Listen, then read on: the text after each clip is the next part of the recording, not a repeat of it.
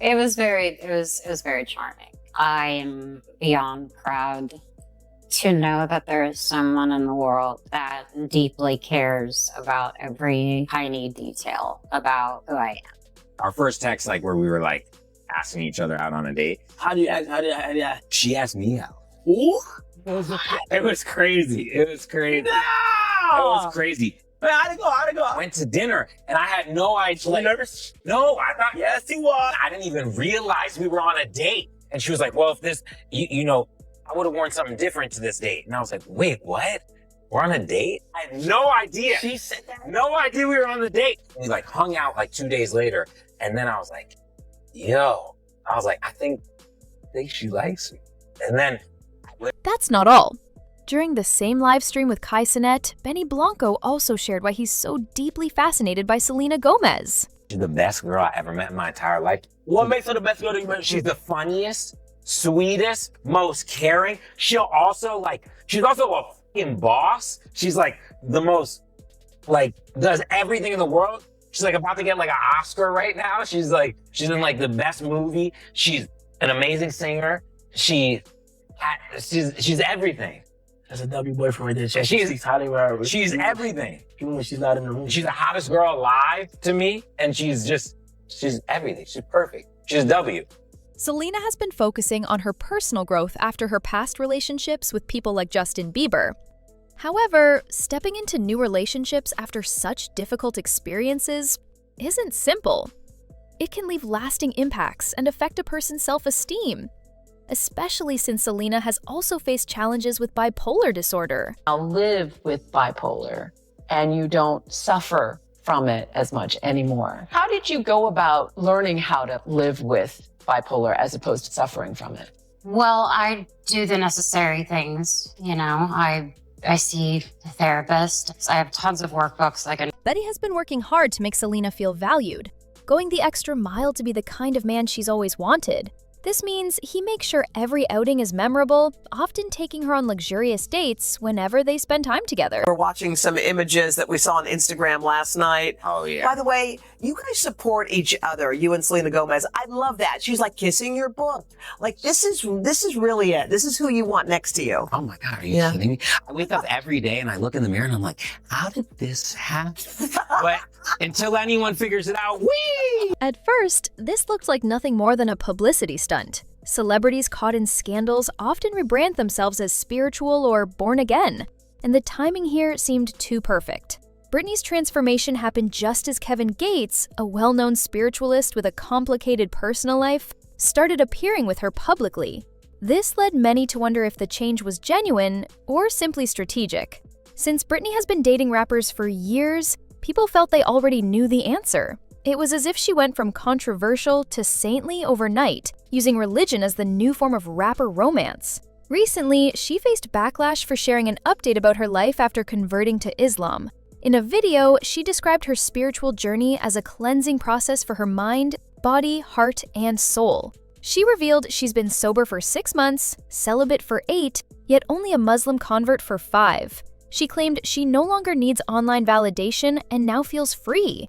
Still, many doubted her sincerity, saying she's seeking attention under the guise of self-righteousness, and that her sudden shift may have more to do with Kevin than true faith. All out for every day. We go all out for each other. One time, she was like, oh, I want to take you on a date. And I was like, oh, that's so sweet. And then we drove somewhere and she had rented out like a whole botanical gardens for me. But then she also liked something so simple. For Valentine's Day, I got her Taco Bell. I made her movie theater nachos. I found her favorite pickles from Texas and I deep fried them for her. Just like all her like candies and hot Cheetos. Like, it doesn't mean like spending your entire bank account. It means just like being attentive, listening to the person, listen to the things they. Then came DG's Twitch stream, showing Kevin Gates pulling up with Brittany Renner.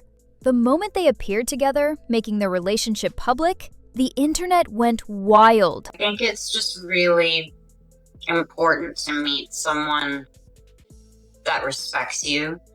And I think it's really nice to also lean on someone who understands the world that I live in. But I'd have to say overall, it's the safest that I feel, and it's been really lovely, and I've only grown through it. So People were shocked and quick to start speculating. Was Britney's sudden conversion tied to this new relationship, or was there a bigger plan behind it? More importantly, where was Drea in all this? Longtime followers of Kevin Gates know that Drea is more than just his wife. She's been by his side for nearly 20 years, not only raising their 2 children, but also managing his career.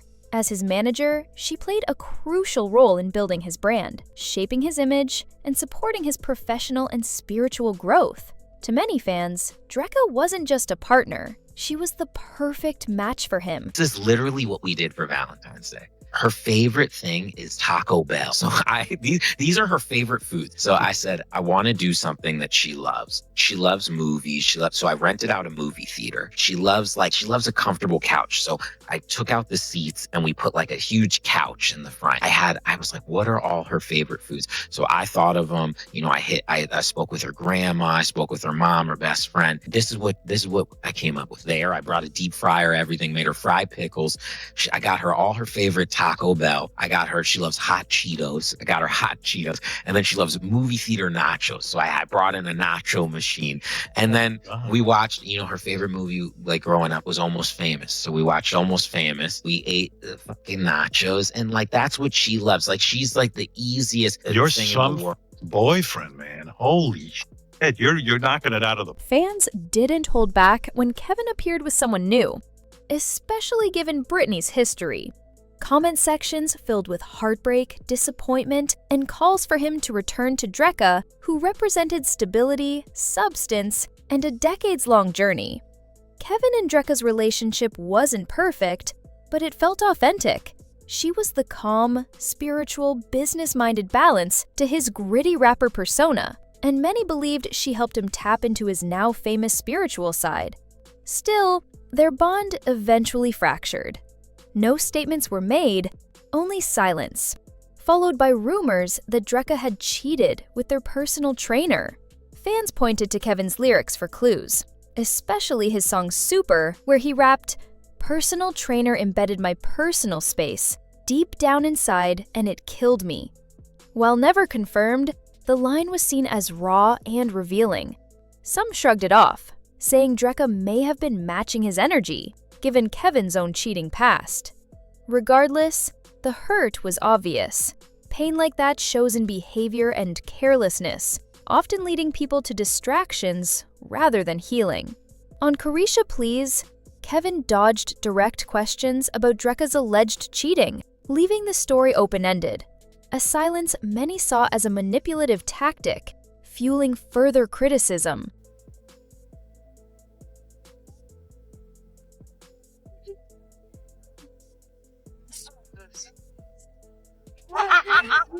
The public is left in limbo, watching as a woman who was once central to Kevin's life disappears, replaced by someone who raises more questions than answers. The real story now centers on his current partner and what that shift represents.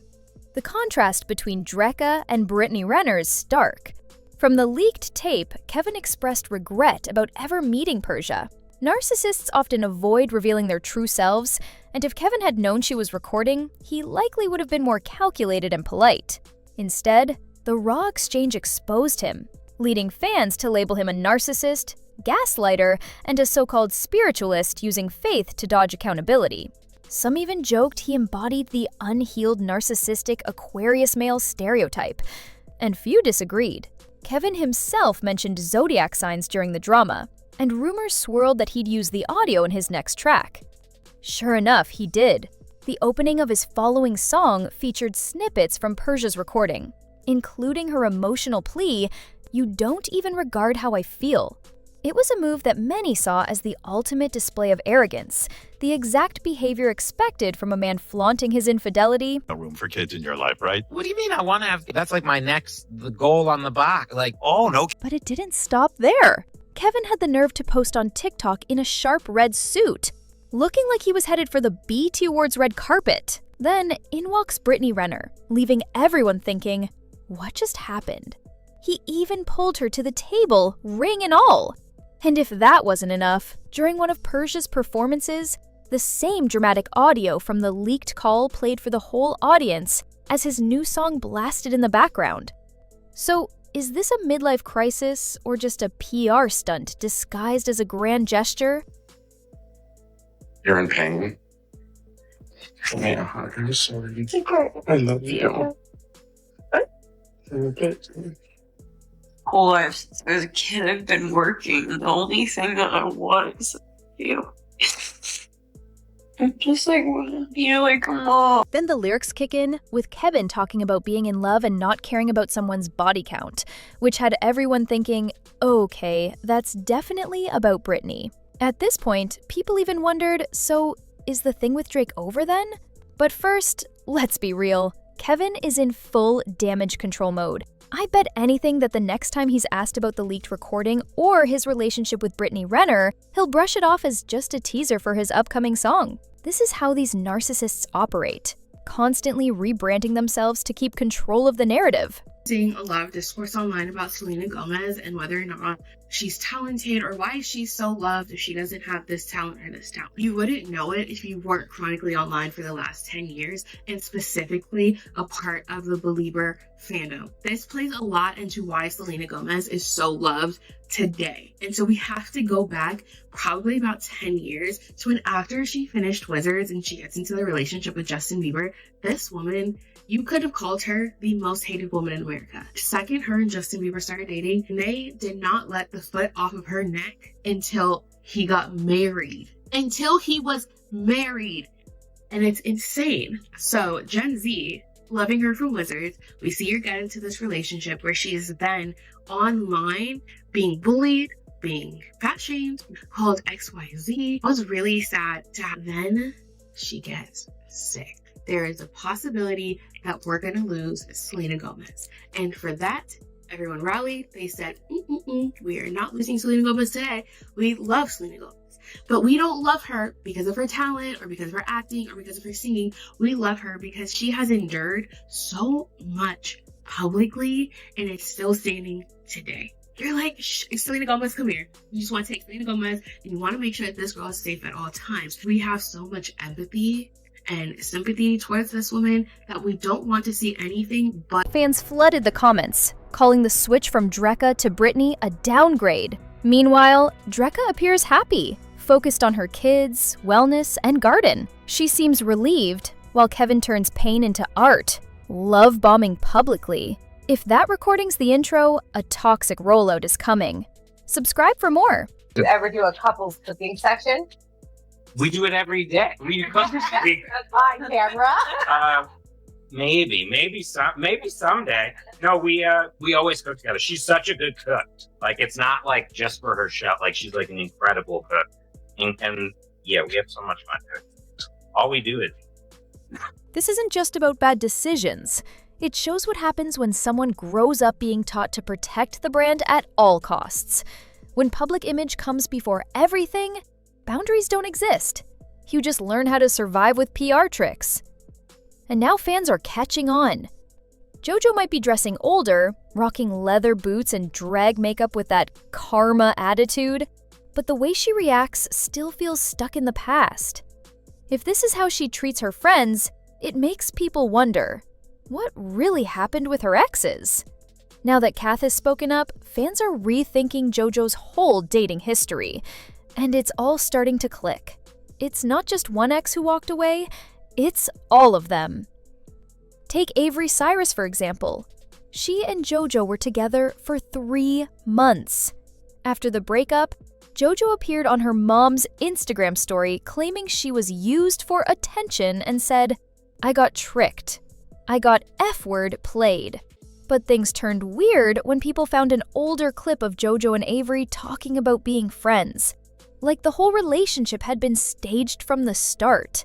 I have expectations where it's like, if I were to do this or if I were to give you, are you strong enough? Are you capable of being someone that's going to be in my life? That's how I approach things now. And I'm not being conceited. I'm saying it's actually an honor to be with me because I think I'm a great person and I love people deeply and I won't tolerate ever being treated the way that I have been. That's the song. It's not just me being like, I'm still vulnerable. It's like, well, I am, but I need these things. Fans started thinking the whole thing looked like a PR stunt. And when JoJo's mom jumped in with more comments about clout chasing, it only added to the suspicion that the breakup wasn't just messy, it was planned. Then there was Kylie Prue, JoJo's longtime public girlfriend, the one fans genuinely supported. After they split, Kylie went live and said she walked away to clear the air. She also mentioned she probably wouldn't do another public relationship. And honestly, it didn't sound like she was just looking back. It felt more like she was trying to warn people.